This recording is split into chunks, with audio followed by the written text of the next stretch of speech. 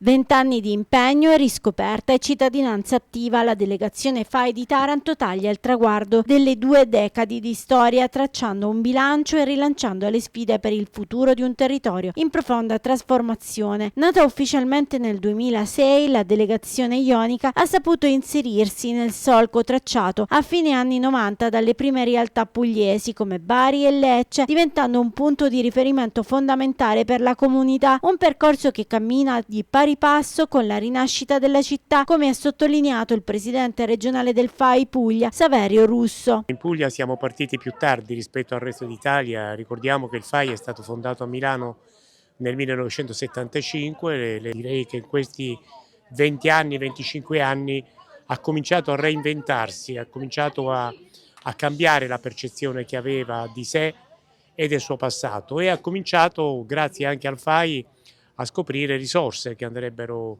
valorizzate maggiormente, il patrimonio storico-artistico, il patrimonio naturale.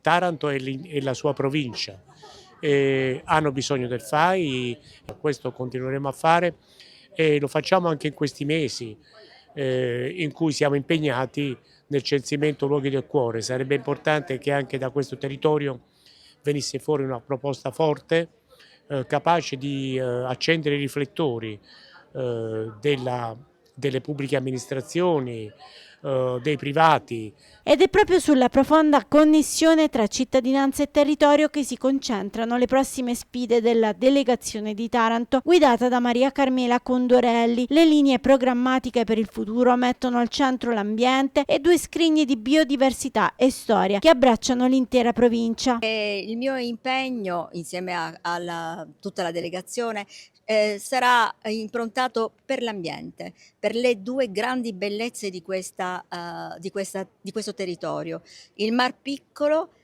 e la gravina della zona, non solo di Taranto, di Massafra, di Castellaneta, La Terza e Ginosa, perché sono luoghi, il Mar Piccolo e la gravina, tutti da scoprire e da amare, conoscere per amare. Questo è il grande percorso che vuole fare sempre il FAI e purtroppo entrambi questi luoghi non vengono amati a sufficienza, secondo me, dalla popolazione, dai cittadini di questo territorio.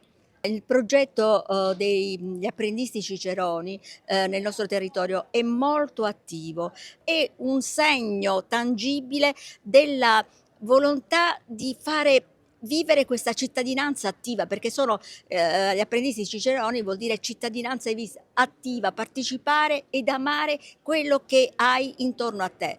Dalla tutela del Mar Piccolo alle gravine, passando per il passaggio di testimone alle nuove generazioni, la sfida del FAI di Taranto per i prossimi 20 anni è già cominciata.